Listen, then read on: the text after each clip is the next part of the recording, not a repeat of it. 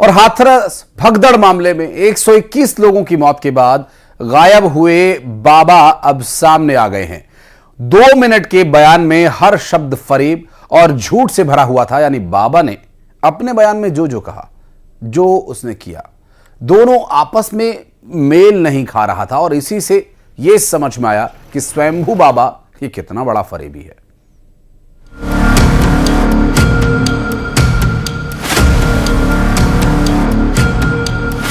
बाबा तो सामने आया, लेकिन बयान पर झूठ का साया।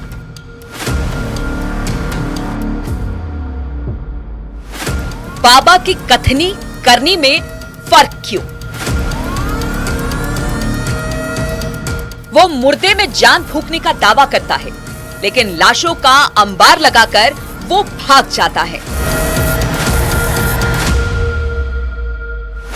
मौत, मातम और दर्द के 4 दिन बीत जाने के बाद बाबा सामने आया तो सबके लिए झूठ का पुलिंदा लेकर आया। ऐसा झूठ जिसमें उसकी कथनी करनी में फर्क साफ दिखाई दे रहा है। पहले पाखंडी बाबा का बयान सुनिए, फिर उसके झूठ को बेनकाब करते हैं।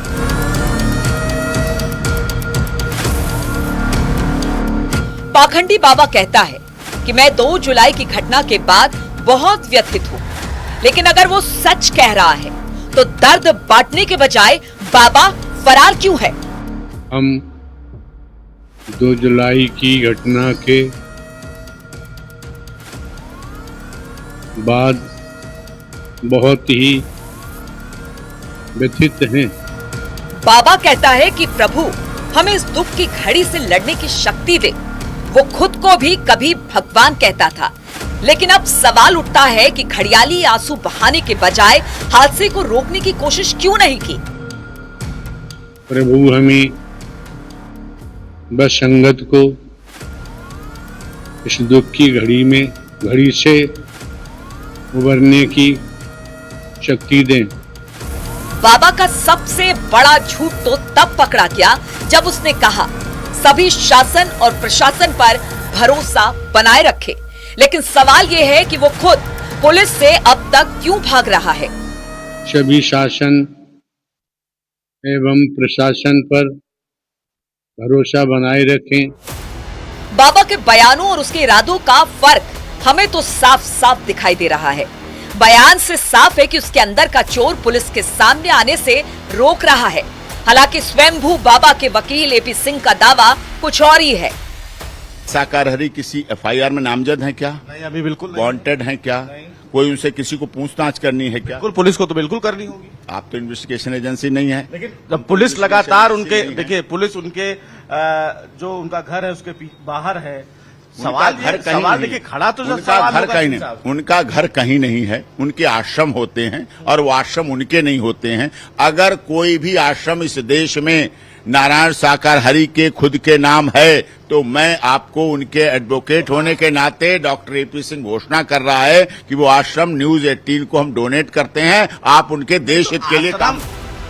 बाबा के बयानों में शुरू से आखिरी तक झूठ ही झूठ भरा नजर आता है।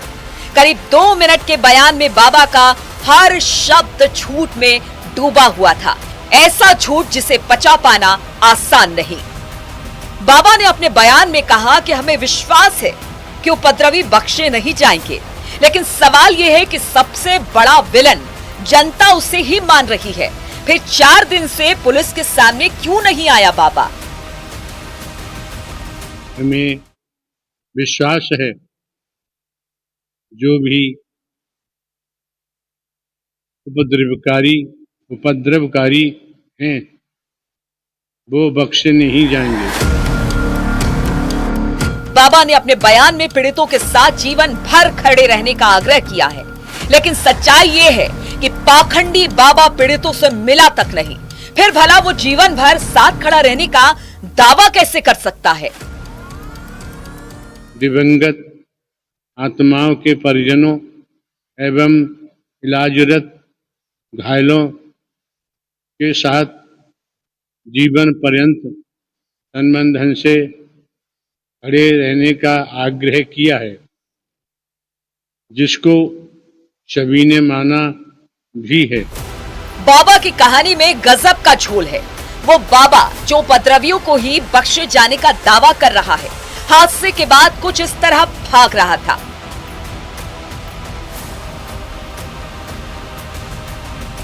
हालांकि बाबा के वकील एपी सिंह दावा कर रहे हैं कि बाबा कहीं छिपे नहीं है, लेकिन सच तो ये है कि बाबा सामने भी तो नहीं आ रहा।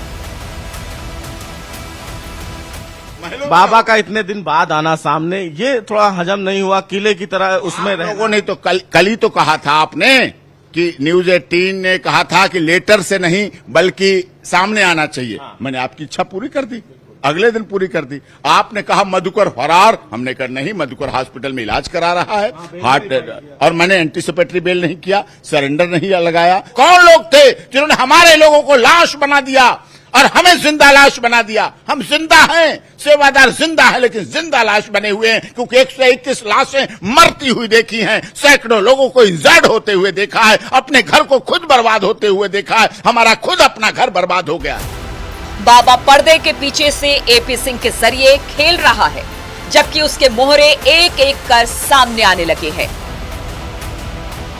पुलिस की फाइलों में जिसे मौतों का जिम्मेदार बताया गया, जिस पर 1 लाख का इनाम घोषित था, अब वो मधुकर पुलिस की गिरफ्त में आ चुका है।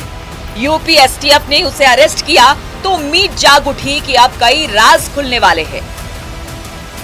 मुख्य आयोजक मधुकर की गिरफ्तारी के बाद पुलिस उससे पूछताछ में जुटी हुई है, यानी बाबा का राइट हैंड अब हर राज उगलेगा। 121 मौतों की कहानी कैसे लिखी गई, इसके भी जवाब मधुकर को देने होंगे। कहां से भीड़ आई, क्यों पुलिस को रोका गया और भगदड़ के बाद बाबा कहां फरार होकर निकला, इन सब के जवाब मधुकर से मिलने की उम्मीद है। बाबा अपनी किसी आलिशान आश्रम में छिपा है, कानपुर, लखीमपुर, नोएडा, संभल या और कहीं। अब तक की रिपोर्ट दावा करती है कि वो मैनपुरी के आश्रम में ही छिपा है, क्योंकि उसका बयान भी मैनपुरी के ही किसी ठिकाने से सामने आया है।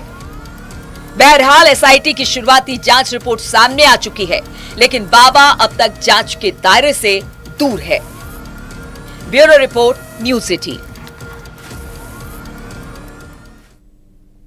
बाबा साकार हरि का चेहरा, और हर चेहरा अब सामने आ रहा है। उसकी लेविश लाइफ, आलीशान आश्रम और आश्रम के स्पेशल इंतजामात।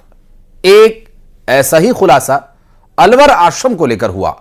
आश्रम के आसपास रहने वालों का यह दावा है कि वहां किसी भी स्थानीय आदमी को घुसने की इजाजत नहीं है। बाबा के इस एकांतवास में सिर्फ लड़कियों और औरतों का ही जाना मुनासिब है, और ऐसा दावा है अलवर के लोगों का।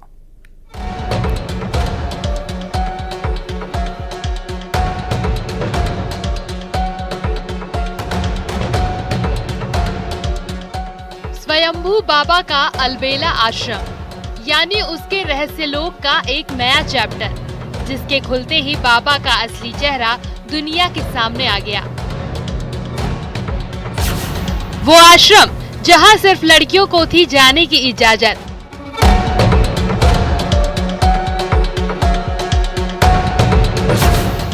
मैनपुरी से लगभग 303 किलोमीटर दूर राजस्थान का अलवर जिला।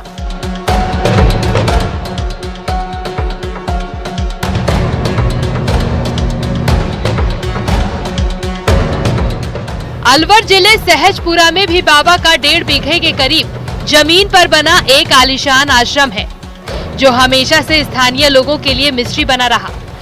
लेकिन इस आश्रम के सबसे हैरान करने वाला सच का कनेक्शन लड़कियों से है। उनकी नासुनी नहीं आती, नासुनी यहाँ भी दोबारा आए हैं हम। दोबारा आश्रम में हम आए बिना और वहीं से एंट्री नहीं होती थी। अच्छा, किसी की भी कोई एंट्री नहीं। अच्छा, श्रद्धालु के लिए फिर श्रद्धालु आते थे, उनकी लेकर सेंट्री होती थी। अब उनका इनका सिस्टम का इनको पता कौन आता है इसमें, कौन नहीं आता, क्या करते हैं। यानी इस आश्रम में किसी भी लोकल आदमी को एंट्री नहीं मिलती थी, बल्कि आश्रम में स्पेशल पास वाली महिला भक्तों को ही जाने की इजाजत थी।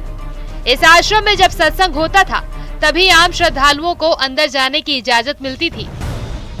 सहजपुरा गांव के लोग बताते हैं कि बाबा के इस आश्रम में गांव के लोगों को आने जाने से रोक दिया जाता था। सिर्फ बाहर से ही आने वाली महिला श्रद्धालुओं और लड़कियों को आश्रम में आने की अनुमति थी। महिला सेवादारों के अंदर जाने के बाद आश्रम में क्या होता था ये कोई नहीं जानता।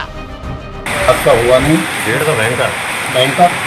थोड़ा ये इनकी दिक्कत ये आती थी कि गांव वाले जैसे आ रही तो ब्याह शादी और फंक्शन है तो रास्ते में थोड़ी बहुत प्रॉब्लम आती, उसको उनसे कह सुनते उससे निपटा देते हैं। यानी बाबा के मायावी लोक में लड़कियों और महिलाओं को लेकर हमेशा से एक मिस्ट्री बनी रही। स्थानीय लोग ऑफ द कैमरा इन आश्रम को अय्याशी का अड्डा करार दे रहे हैं। बाबा की नीयत पर सवाल इसलिए भी उठाए जाते हैं क्योंकि उसके प्राइवेट महिला आर्मी भी जनरल गद्दाफी की तरह ही थी।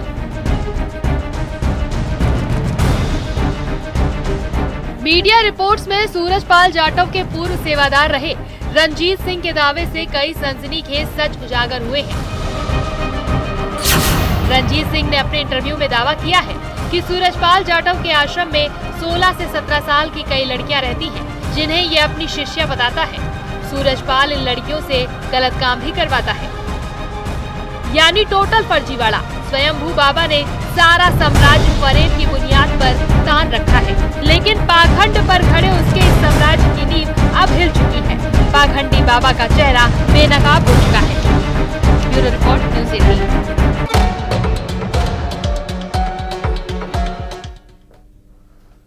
पाखंडी बाबा मुर्दे में जान फूंकने का दावा करता है। वो कहता है वो प्रलय ला सकता है, वो कहता है वो भगवान है, वो कहता है उसके चरणों की धूल से हर मर्ज ठीक हो जाता है। लेकिन आज से 24 साल पहले जब उसने मुर्दे को जिंदा करने का दावा किया था, तब क्या हुआ था? आखिर क्यों 24 साल पहले स्वयंभू बाबा को जेल की हवा खानी पड़ी थी? पूरी कहानी आपको दिखाते हैं, समझाते हैं हुआ क्या था।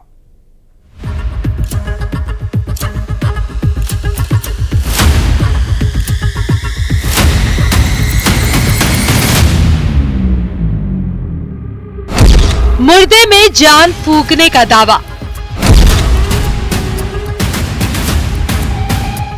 मौत का तमाशा, बाबा की जय जयकार।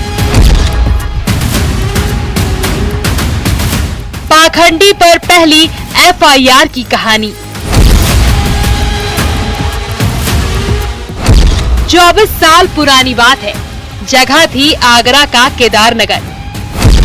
यहाँ के शमशान घाट में सफेद चादर से लिपटी एक लड़की की लाश रखी थी।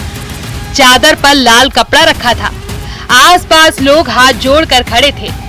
लड़की को कैंसर था और उसकी मौत 2 दिन पहले हो चुकी थी। एक बाबा ने दावा किया कि वो लड़की को जिंदा कर देगा। सैकड़ों लोगों की भीड़ ये चमत्कार देखने आई थी। लड़की तो जिंदा नहीं हुई, उल्टा बाबा को पुलिस से पकड़ लिया। केस दर्ज हुआ और उसे जेल जाना पड़ा।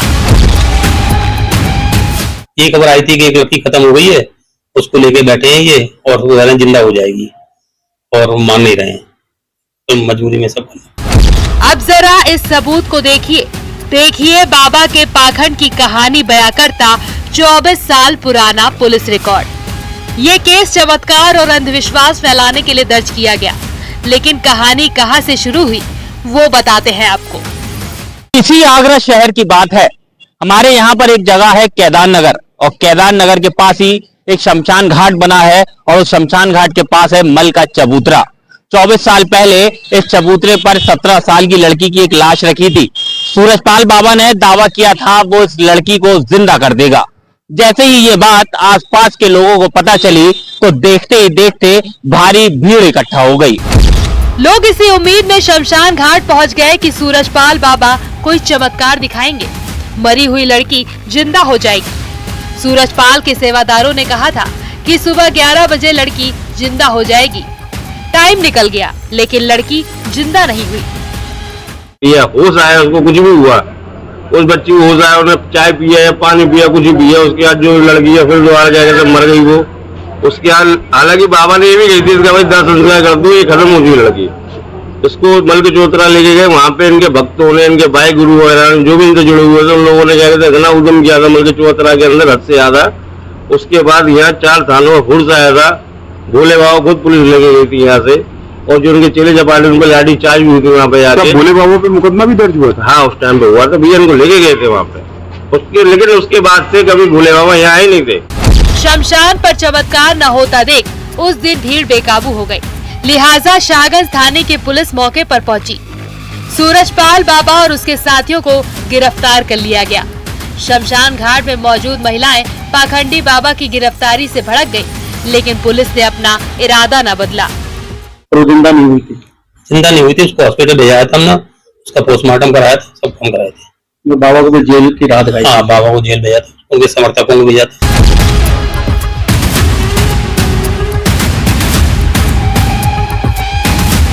18 मार्च 2004 को बाबा के खिलाफ एफआईआर दर्ज की गई। इस एफआईआर में बाबा सूरजपाल के अलावा कुंवरपाल, मेवाराम, प्रेमवती, कमलेश सिंह, मीना और सांवरे का नाम था। पुलिस ने अपने रिकॉर्ड में दावा किया था कि इन आरोपियों ने चमत्कारी शक्ति से एक युवती को जिंदा करने का षड्यंत्र रचा था। इसी मामले को लेकर यह एफआईआर दर्ज की गई थी। बाबा के साथ ही 6 लोग इसमें नामजद किए गए। कहते हैं कि सूरजपाल बाबा की कोई औलाद नहीं थी। उसने एक बच्ची को गोद लिया था, लेकिन बच्ची को कैंसर था। इसी बच्ची की मौत के बाद भक्त लाश लेकर बैठ गए।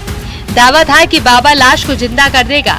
लाश तो जिंदा न हुई, पर बाबा पर पहली एफआईआर जरूर हुई थी। तभी से यानी 24 साल से बाबा का पाखंड जारी है। इस बार तो 121 मौत के बाद भी वो चमत्कार दिखाने नहीं आया। पता नहीं भोली भाली जनता को इन पाखंडी बाबाओं का सच कब समझ आएगा। Bureau report, news 18। अलग अलग राज्यों में करीब 25 आश्रम हैं और अकूत संपत्ति संभालने वाला ट्रस्ट जो लग्जरी गाड़ियों का काफिला लेकर चलता है, जिसके काफिले में 25-30 गाड़ियां हर वक्त होती हैं, वो बाबा जो दान न लेने का दावा करता है, फिर भी करोड़ों के साम्राज्य को वो वहन करता है और वहां आता है बाबा के पास। कहां से पैसा? सवाल। चलिए पूरी कहानी इस रिपोर्ट में समझते हैं।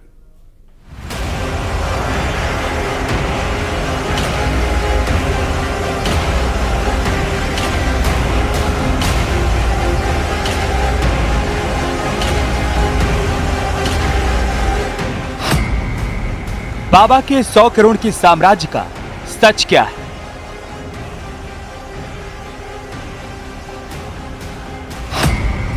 नहीं लेता था दान, ट्रस्ट ही सोने की खदान।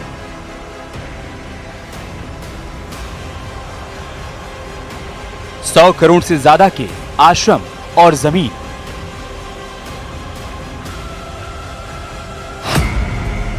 लग्जरी कारों का काफिला।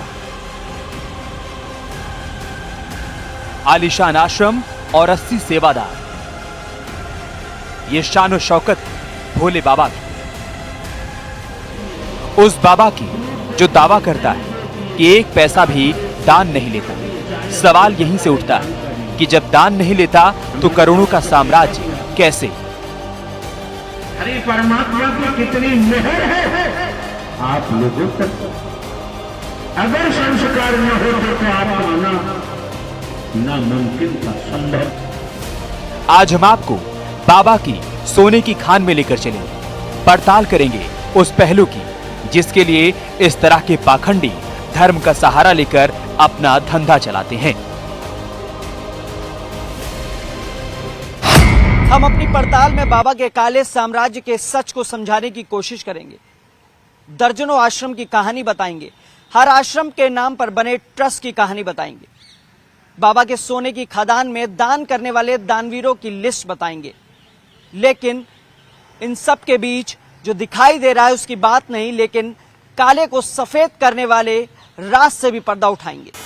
हमने जब बाबा के काले साम्राज्य की पड़ताल शुरू की तो सबसे पहली कड़ी यानी इनकम का सोर्स उसके आश्रम ही नजर आए। यूपी सहित कई राज्यों में बाबा के कुल 25 आश्रम हैं। हर आश्रम का एक ट्रस्ट होता है। हर ट्रस्ट में अलग अलग दान आते हैं। ट्रस्ट में अधिकतर सरकारी अधिकारी और कर्मचारी हैं। और यहां रुक रहे एक छोटे से ब्रेक के लिए खबरों का सिलसिला